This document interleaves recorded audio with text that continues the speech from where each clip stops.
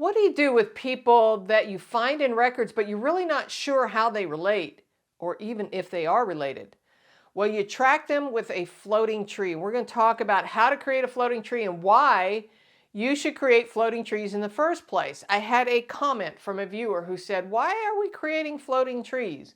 So we're going to talk about why, but the real reason why is when you are not sure how a person relates, or if they're related, or maybe they're popping up in multiple records, we want to track those people.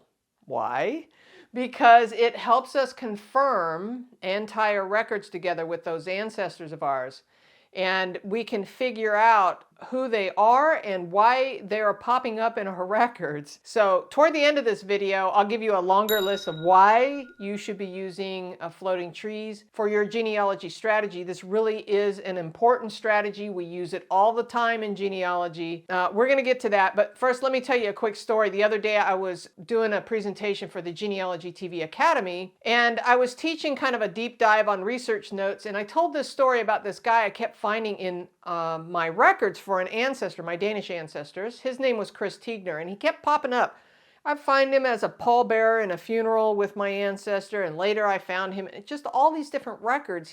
His name kept popping up, and I'm like, what's going on with this guy? So what I did was I created a floating tree just for Tegner. Now, I didn't know if this guy was a family member or not. So once I created a floating tree, I was able to then use the algorithms there at Ancestry and started to build kind of his own little family tree within my tree. And then once I started doing that, I was able to add him really to my main tree, right? And I started researching him. And I discovered some really interesting stories about him as it relates to my family. As it turns out, there was some real estate deals that were going on that were like, what is going on here? But it really kind of helped tell the family story. And so I'm not going to get into all that, but kind of a long story short, it turns out that this guy was their barber, he was a friend, and was in the gun club together, and a fellow Danishman. So using Tegner's connection with my ancestors, I was able to help tie those records together and gave me confidence in the records that I was looking at that were in fact my ancestors. And so keep in mind that this is all part of that F.A.N club strategy. And if you're not familiar with the F.A.N club strategy, that's friends, associates, and neighbors, right? Had I not been keeping good research notes, I would not have noticed how often this guy Tegner kept popping up in my family records. That's another story for another day on research notes. But in this video, we're going to talk about how to create a floating tree in your tree. And I've compiled some clips here to help bring that together so that you can understand how and why you should be creating floating trees. So before we get started, I do want to point out one thing.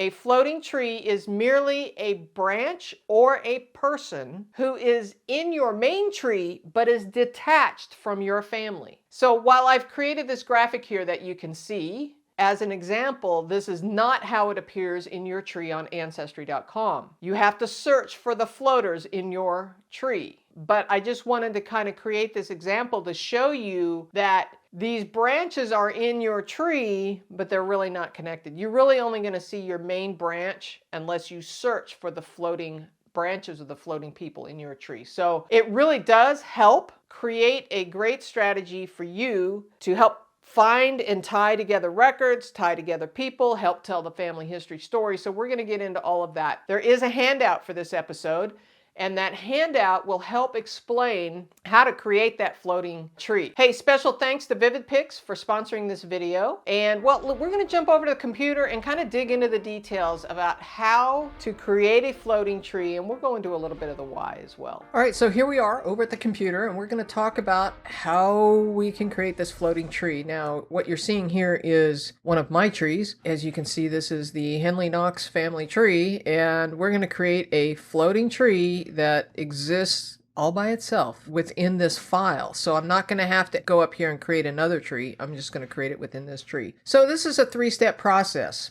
Okay, so what we're going to do is we're going to create a new person and attach it to this tree, and then we're going to disconnect it from this tree, and then we're going to show you how to find that floating tree in your Ancestry workspace here. And then I've got a little bonus tip there at the end to help you find it a little easier. All right, so here's how we're going to do this. We're going to pick on Mary Jane Money here. It doesn't matter who I create this first profile. So the idea is I'm going to create that profile of my friend. We're going to create this friend, okay? So let's pretend for a moment. Now we're working on a research project and we keep seeing this friend pop up, or we're assuming it's a friend. We don't know. We keep seeing this name pop up, and this person keeps popping up in different records. And so we're going to trace this person so that we can have a better understanding of how this person relates to our ancestors. Okay, so we're going to create this profile, but we can attach it to anybody in the tree. It really doesn't matter who we attach it to, because we're going to turn around and disconnect it just as soon as we attach it. So we're going to use Mary Jane Money because she is just close. And so what we need to do is click into her profile. And once we're in her profile, we can add a person. You've got the add button right here. We can add a person. It doesn't matter who we add. It really doesn't, because we're going to turn around and disconnect that relationship. So let's just create a son. Okay, so I'm going to call this person friend, and I'm going to call the last name Test. So I absolutely know that this is bogus.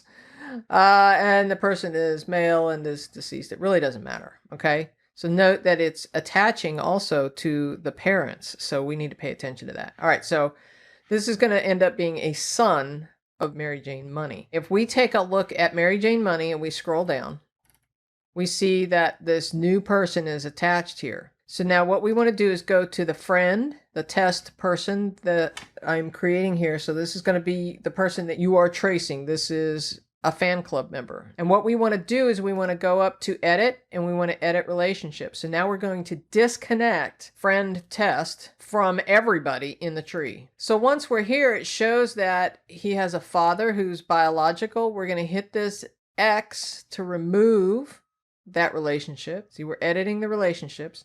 We're going to remove Mary Jane Money. Remove. So now there's nobody left in this list. Our person named Friend Test is no longer associated with anybody. So if we come over here and we view it in the tree, we can see that this person is sitting out here all by themselves. They're floating in space in your same tree. This is the same tree I've been working in, but this person is detached. Sit tight, we'll be right back.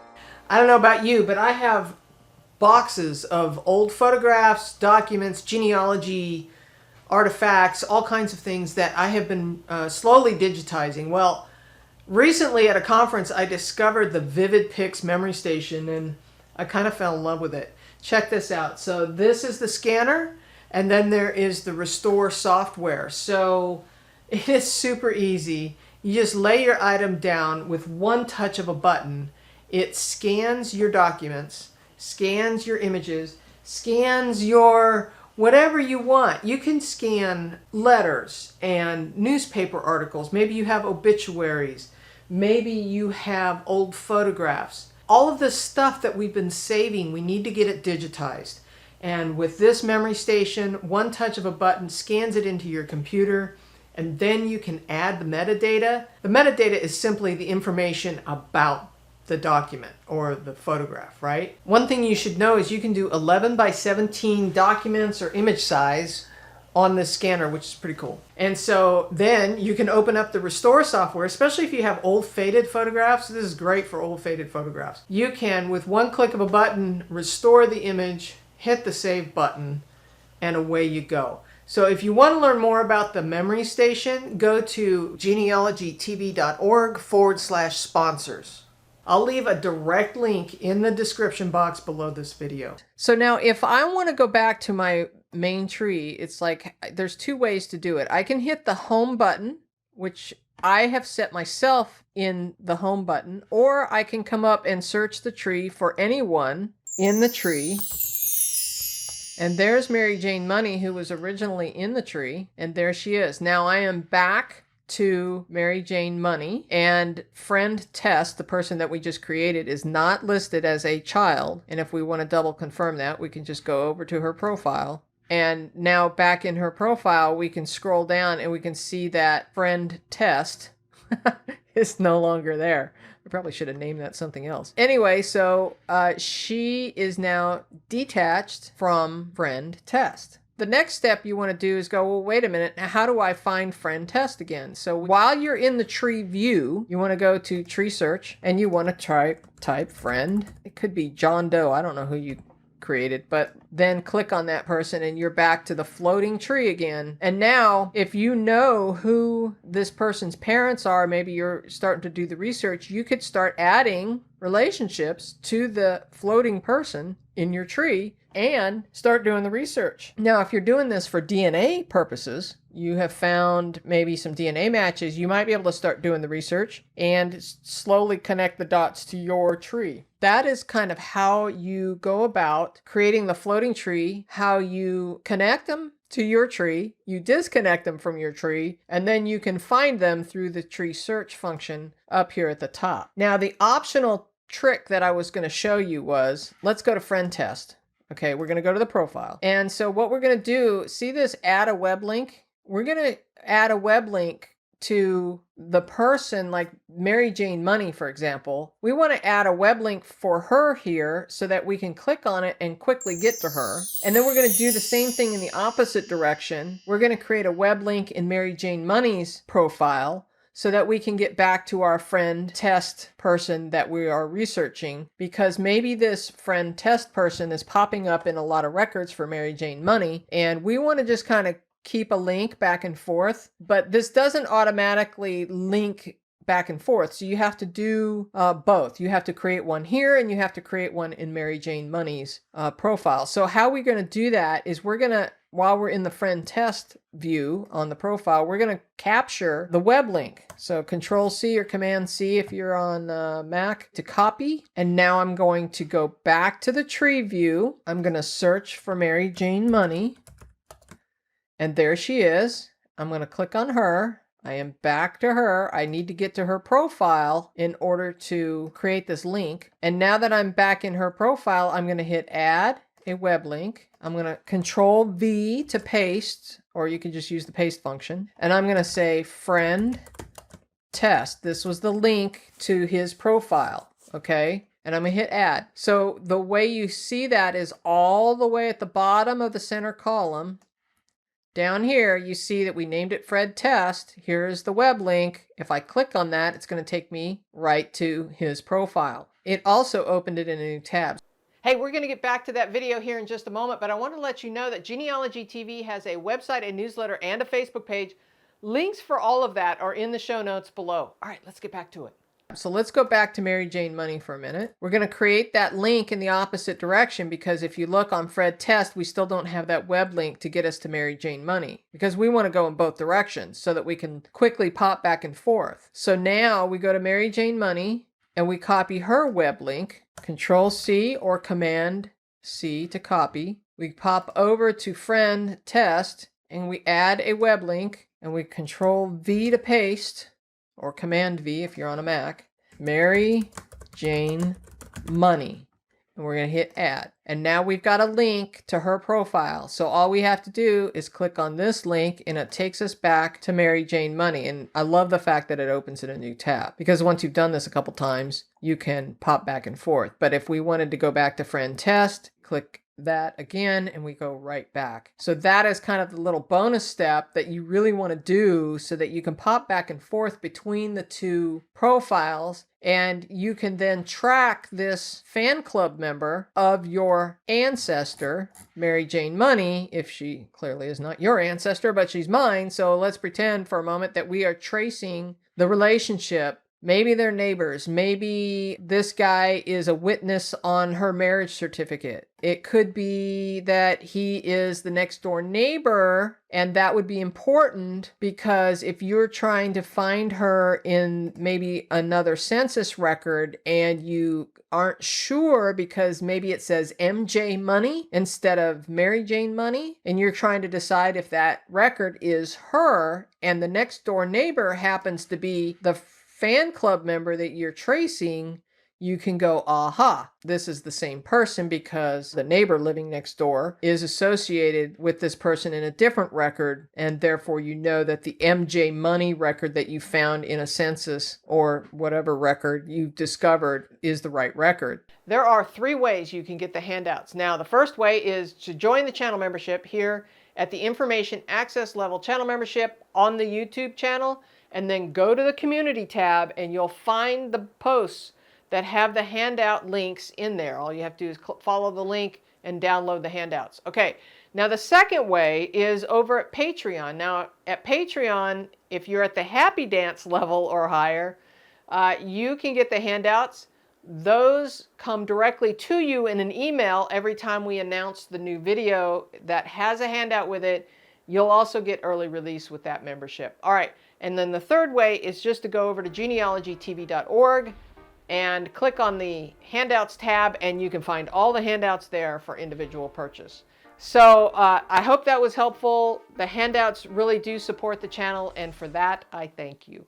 So that is quick and dirty how you can create this relationship. Now, if you want to delete this person, as I'm going to do, because this is bogus and we know it's not right, I can come up here and say, delete this person. Are you sure you want to permanently delete this person from your tree? Yes, I do. It takes me back to the main tree because that floating tree is no longer existing. Okay, so if I go back over here and I refresh the page, we'll see if that link is gone. Ooh, it's not. Look at that, link is still there and it goes nowhere. So I need to remove that link as well. Edit and delete, delete, and it's gone. It's gone from Mary Jane Money's profile. Now you can also create that same web link trick to a lot of different people. So it just depends. If you have found some DNA connections with some very remote family ties that you think you could create these web links back and forth, you can create as many web links as you want. You can add it here or you can add it up here. It's easier just to get to it from there. So why do you create a floating tree? To track those suspected ancestors, to track suspected family, to help track the fan club. You know, thank you, Elizabeth Schoen Mills, for creating the acronym of fan club in the first place. But we want to create that fan club member that may or may not be important to our family history. We want to track them as a floater in our tree, even if they are not related to us, because believe it or not, you will find a lot more connections to your family when you are tracing those friends, associates, and neighbors as floaters in your tree. Now, this will help prove your connections, help tie those records together where the floaters appear in multiple times like they did in my family. You can track DNA connections, right? So if you have DNA matches, you can use the floating, you know, you don't want to do every DNA connection, but if you have DNA connections and you've got family members in their trees and you don't know exactly how they relate to you, you can take some of those older ancestors from their trees and start creating floating members and floating branches in your tree, right? To start helping connect point A to point B. Your tree and their tree, you can eventually figure that out using the algorithms and the search functions over there at Ancestry when you create a floating tree. I think it will really help. So the only trick that you got to remember is to remember who you create a floating tree about, right? So use that trick where you can use the web link or create a list of, you know, just keep a master list of the people you have floating in your tree, because there really is no way at Ancestry to find the disconnected people in your main tree. Now you want to use that main tree, remember, because you want to be able to utilize some of that information with regard to DNA as well if you have a DNA kit on your main tree. So just remember to keep track of who you have floating in your tree and use a web link in both directions, both from the floater to your main person in your tree and backwards. So you can do both. You could keep a master list if you want and then keep a web link. So as a reminder, there is a handout for this episode. Links for the 3 different ways that you can get the handouts are in the description box below the video. And again, special thanks to VividPix for the sponsorship. And with that, we will say goodbye and we'll see you in the next video. There's a bunch of them over here.